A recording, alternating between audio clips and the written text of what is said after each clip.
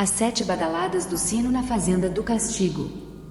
1816, o coronel ainda matutava quem seria o escravo responsável pelas badaladas do sino, que significavam a aplicação da pena de morte na fazenda. Enquanto o velho fazendeiro Luís lustrava sua arma, deixando-a reluzente, a brisa fria do entardecer refrescava seu rosto e balançava levemente o açoite pendurado no prego da coluna da varanda. O sino de bronze descansava na varanda lateral da casa grande. A vista era para o tronco de madeira sobre um assoalho de pedras manchadas. Aquele tronco, há um ano, não era utilizado. As terras não produziram nada desde a última vez que aquelas pedras sentiram o sangue quente do último escravo açoitado. O fazendeiro Luís lembrou os tempos de glória, grande produção, riqueza, seu lote invejável de escravos e o que mais gostava, a hora do açoite. Nunca deixou que o feitor fizesse o serviço, fazia questão de castigar os escravos e dar o exemplo pessoalmente. Uma forte emoção tomou conta dele quando lembrou da esposa e da querida filha, mortas um ano antes. Não consegue lembrar a última vez que abraçou a filha. Andava sempre ocupado açoitando seus escravos. No dia em que elas se afogaram, o velho fazendeiro Luís tornou-se um homem ainda mais cruel. Mal sabia ele que seria a última vez que castigaria um de seus escravos no tronco. Ao cair da noite, se recolhe para seu quarto. Faz algumas anotações e começa a se planejar para o novo lote de escravos que chegaria. Desde o trágico dia da morte de sua família, ele havia prendido os escravos na senzala, deixando-os sem comida e sem água. O castigo era para que apontassem o responsável pelo afogamento de sua esposa e sua filha. Como não houve confissão, o fazendeiro Luís matou o escravo mais antigo, respeitado e querido por seus companheiros de senzala, açoitado até a morte sob os olhares de todos os escravos da fazenda. Os que ficaram, morreram de fome e sede trancados na senzala. Durante a noite o fazendeiro Luís ouviu o sino dar 7 badaladas. Vestiu-se rapidamente, pegou sua arma reluzente e correu até a varanda lateral da casa grande. Não era possível o sino estar badalando. Não havia ordem nem escravos para isso. Ponderou ser apenas um sonho e voltou a dormir. Na tarde seguinte, um mensageiro chegou à fazenda com uma notícia para o fazendeiro Luís. O cavalo do mensageiro respirava alto e forte pelo cansaço enquanto o rapaz, trêmulo, anunciava ao fazendeiro Luís: o comboio que trazia seu lote de escravos havia sido atacado à noite e todos foram mortos. O fazendeiro Luís, incrédulo, disse não ser possível e gritou com o mensageiro querendo logo os escravos. O mensageiro, amedrontado, disse que viu todos os escravos, os seguranças e o feitor na estrada, com as gargantas cortadas. Com os olhos cheios de raiva, o fazendeiro Luís ordenou ao mensageiro o levasse ao local. Durante o trajeto, o fazendeiro Luís não disse uma palavra. Apenas cerrou seus olhos raivosos tentando aproximar a imagem de sua ruína financeira. Quanto mais se aproximava do local cheio de corpos, mais seu ódio aumentava. A estrada estava coberta de sangue e, entre as vítimas, estava seu feitor. Responsável pela segurança da carga, não foi poupado nem depois de morto. O fazendeiro Luís passou com o cavalo sobre ele algumas vezes aos gritos de canalha incompetente. O mensageiro se afastou do fazendeiro Luís, que observava seu investimento sobre a terra vermelha. Um rio de sangue cheio de corpos com gargantas cortadas foi tudo o que restou ao fazendeiro Luís naquela tarde quente. Sua visita à cena durou pouco. Sem se despedir nem demonstrar tristeza ou pena, o fazendeiro Luís voltou galopando para sua solidão na fazenda. O ódio tomou conta do seu corpo e o fez sentir um calor queimando sua garganta. Mas desta vez não havia a quem culpar nem escravos para castigar. Ao chegar à fazenda, logo se dirigiu ao tronco. Conferiu as instalações, caminhou sobre as pedras e prometeu que elas seriam banhadas com sangue novamente. Voltou para a casa grande e se preparou para dormir. O dia seguinte jamais seria esquecido naquelas bandas. Lá pelas 5 horas da manhã o sol começava a apontar no horizonte.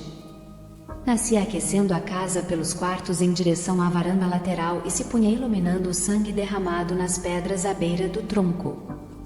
O fazendeiro Luís acordou com 7 badaladas do sino. Ele levantou-se e, rapidamente, trocou de roupa. Ouviu uma gargalhada demoníaca e mais 7 badaladas. Empunhou a arma, pegou na gaveta mais alguma munição e saiu pela porta em direção ao sino. Não havia nada lá. Olhou ao redor do tronco e não conseguiu identificar se havia algo em volta, pois o dia não estava totalmente claro. Desceu as escadas em direção à senzala e ouviu mais uma vez aquela gargalhada maldita e o sino badalando mais 7 vezes. Virou-se rapidamente para trás e atirou em direção ao sino. Mais uma vez, não havia ninguém lá. O fazendeiro Luís ficou ainda mais irritado e seu ódio cresceu. Ele voltou seu olhar para a senzala e viu sua porta escancarada. Cerrou seus olhos tentando identificar o que havia lá dentro. De arma apontada para a frente, ele caminhou cauteloso. Passo a passo aproximou-se da porta escancarada e tentou identificar o que rastejava pelo chão de terra. O ser rastejante parou.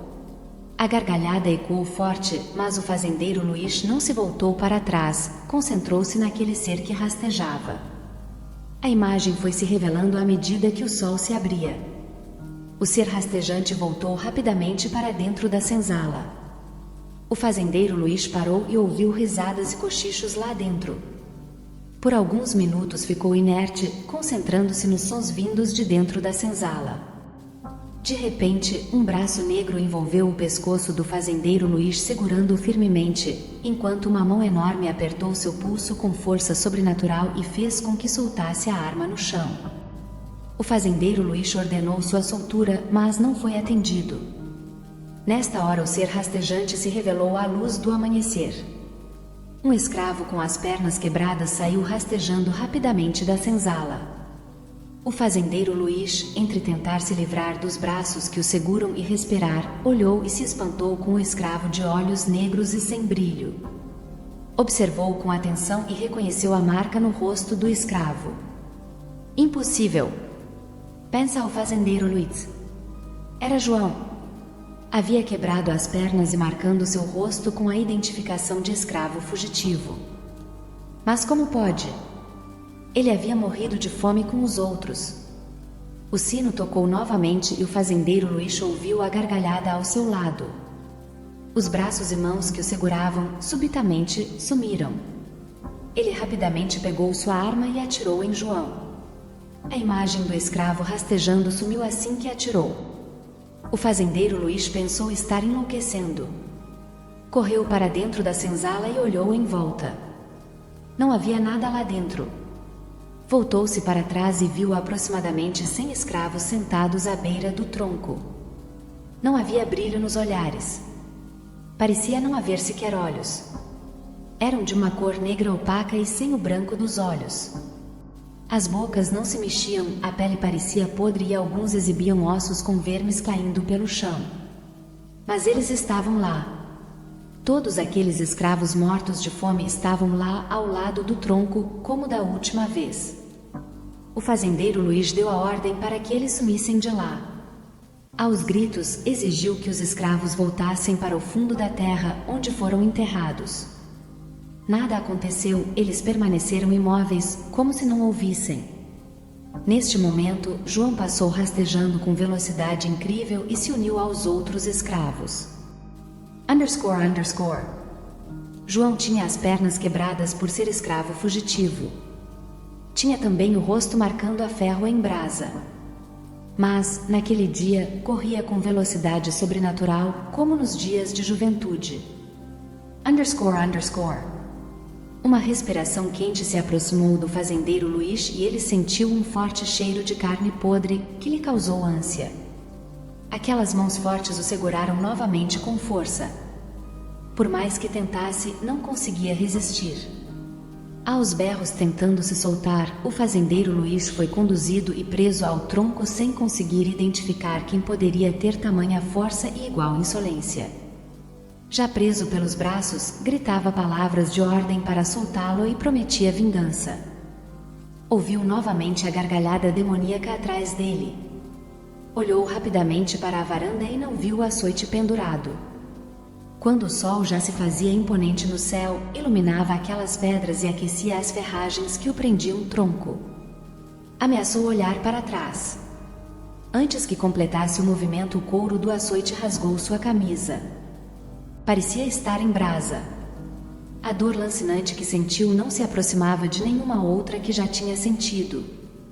Mais 4 açoitadas com força sobrenatural se encarregaram de rasgar totalmente a camisa, expondo as costas do fazendeiro Luís ao sol e aos escravos que assistiam, imóveis, o castigo. As feridas produzidas pelo couro se estendiam pelas costas do fazendeiro Luís, que apanhava sem trégua. O açoite corria por suas costas que sangravam e pareciam pegar fogo. A cada açoitada, o fazendeiro Luís gritava de dor com todas as forças que lhe restavam. Os braços poderosos não se cansavam e continuavam com toda a força o castigo. Os olhos negros de todos os escravos que assistiam, de repente, ficaram vermelhos e brilhantes. Os lábios dele se moviam para um leve sorriso, demonstrando grande satisfação enquanto o fazendeiro Luís era açoitado com uma força nunca vista antes. O sol aquecia as grandes feridas enquanto elas sangravam, e as pedras tinham sua dose de sangue prometida. O fazendeiro Luís sentia a proximidade de seu momento derradeiro enquanto o sangue escorria para as pedras, enfraquecendo e turvando sua visão. De repente, o castigo cessou. O fazendeiro Luís, sem forças para gritar de dor, olhou com o canto dos olhos para o lado. Passou pela plateia de escravos e viu o açoite ensanguentado pendurado na varanda. Voltou seus olhos para o céu, o sol a pino sobre sua cabeça cegou-o por alguns instantes. Novamente ouviu aquela gargalhada ecoar pela fazenda. Olhou para o lado da casa e viu uma sombra negra gigantesca e de olhos vermelhos sobre o telhado. Nunca vira uma imagem tão demoníaca. Era como se o próprio demônio estivesse lá. Aquela sombra era tão grande e assustadora que parecia abraçar sua casa, como se fizesse parte dela. Sentiu medo pela primeira e última vez na vida. Enquanto quase engasgou com o sangue que lhe saía pela boca, o fazendeiro Luís escutou as 7 badaladas do sino. Olhou para a direção da varanda e viu Timóteo balançando a corda. Aquelas gargalhadas eram dele. As mãos enormes e ensanguentadas daquele escravo cumpriram pela última vez a função que sempre foi dele. Era o escravo mais antigo, aquele respeitado e amado pelos colegas de senzala, o responsável pelas 7 badaladas que davam a sentença de morte na fazenda. Neste momento, a lâmina do machado no pescoço do fazendeiro Luís encerrou sua vida de maldades.